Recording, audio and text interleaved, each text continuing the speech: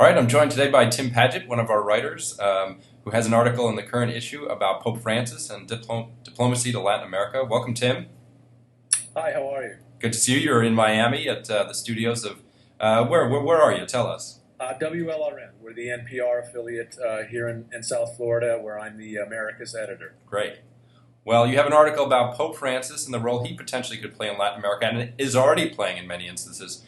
Maybe you could introduce it to us. Well, the basic thesis of the article is that Pope Francis, obviously, is the first Latin American pope, the first Latin American pontiff, and that's a special thing. But the thrust of the article is that I think he has to make that mean something in the same way that John Paul II made being one of the first Eastern European popes in many centuries mean something during the Cold War, no less than helping to bring down the Iron Curtain. And I think Pope Francis is in a wonderful position as the first New World Pope to help Latin America break out of many of the problems that have thwarted its development over the centuries, particularly the glaring inequality here. For decades, if not centuries, Latin America has had some of the worst, if not the worst, social and economic equality of any region in the world. And given that Pope Francis made attacking that kind of inequality such a priority in the first year of his papacy through documents like Evangelii Gaudium, what better place for him to start on that agenda than in his home region?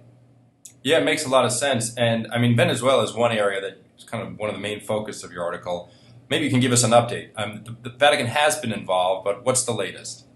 Well, the latest is that things seem a little stalled, but the talks are still ongoing. The street protests there that have been raging since February have died down a little. And you do see the two sides, the socialist revolution that governs Venezuela, led by President Nicolás Maduro, and the opposition, largely middle-class opposition. They have sat down to talk. Whether those talks are really moving forward is a question, but at least they've started. And one of the reasons they have started is because of the Vatican's involvement here, Pope Francis' involvement, and particularly the involvement of the Secretary of State, who before being the Pope's Secretary of State had been the Vatican's ambassador in Venezuela and has a lot of a positive cachet in that country. And I think despite the fact that it's going to be a monumental task to get such bitterly polarized foes like the government and the opposition in Venezuela to come to any sort of compromises and agreements, the fact that the Pope is involved in this is a very positive step. Well, it's interesting. The Pope is, there's a lot of news this week about his trip to the Holy Land and his involvement with that prayer initiative between the leaders there. So he does seem to have an instinct for diplomacy, but I guess he's got a lot on his plate. So it seems like you point out there are other areas he could perhaps intervene in Latin America too. Right, and as you point out, the media is going to be focused on what he's doing in regions like the Middle East. Right. But coming back to this hemisphere, apart from Venezuela, Cuba, for example, is a prime area where I think the Pope could make a difference in helping, for example, Cuba and the United States to perhaps talk to each other a little better. And one of the main reasons is because the church has finally rebuilt itself in Cuba. In fact, it's the only non-communist institution that Cuban leader Raul Castro really trusts at this point.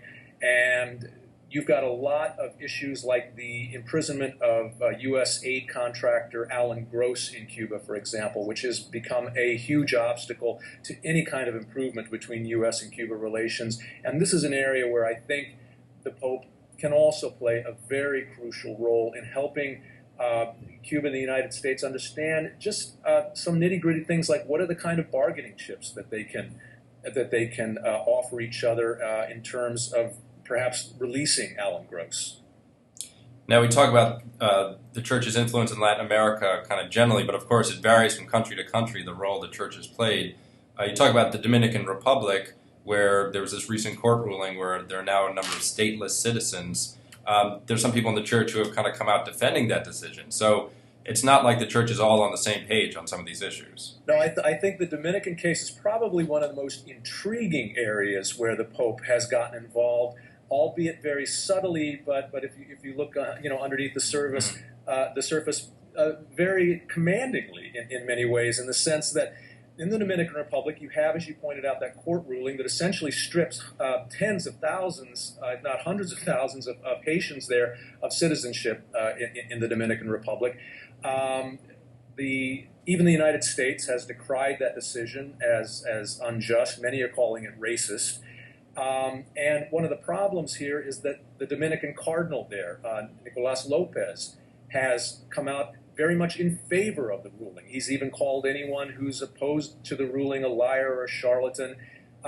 Given, again, what we were saying earlier about the Pope's focus on poverty and social justice, that may not have been the thing the Vatican wanted to hear from the cardinal. And what really stood out this year was when the Pope Francis selected the first Haitian cardinal, Chebly Langlois, as the first cardinal for Haiti ever in its history. And he is seen as someone who is perhaps more in tune with the Pope's social agenda. And that sent a very strong message in the eyes of most of us who watch the Caribbean, a very strong message to Cardinal Lopez that let's say the nature of the hierarchical power in the Catholic Church on the island of Hispaniola, which Haiti and the Dominican Republic share, has shifted quite a bit. And maybe we can end by talking another issue you've written about for us, and I know you must be covering these days, which is immigration, possibly of immigration reform in this country. But we're seeing all these young people coming up from Central America. It seems to reach really a crisis level. Obviously, an issue that the Pope is passionate about. He's talked about immigration in Europe. Is there anything that he can do or the church can do to kind of help resolve the situation here? That's a really good question. I think perhaps the one way that the Vatican could help in this area is get perhaps the U.S. Church to lobby the U.S. government to gain a better appreciation of what it has to do in Central America. I mean, I'm a big proponent of the idea that immigration is not domestic policy, it's foreign policy. You don't really confront illegal immigration by building walls on the border. You would confront it by building better institutions, helping to build better institutions and economies at illegal immigration source, which in this context would be Central America, particularly countries like Guatemala, Honduras, and El Salvador, which are being absolutely ravaged by drug gang violence, which has only exacerbated the crushing poverty there, and which is why we're seeing so many tens of thousands of children all of a sudden from Central America flood our border. And I think although the Catholic Church in the United States has done a very good job in recent decades of getting the United States to focus more on immigration, I think the Vatican and the U.S. Church could perhaps work a little harder to get the U.S. government to understand that facet of how we can face illegal immigration and how to ameliorate it. Okay, well, Tim Padgett, thanks for helping review some of these issues with us, and we'll look forward to continuing to talk with you in the future. Thank you, Tim.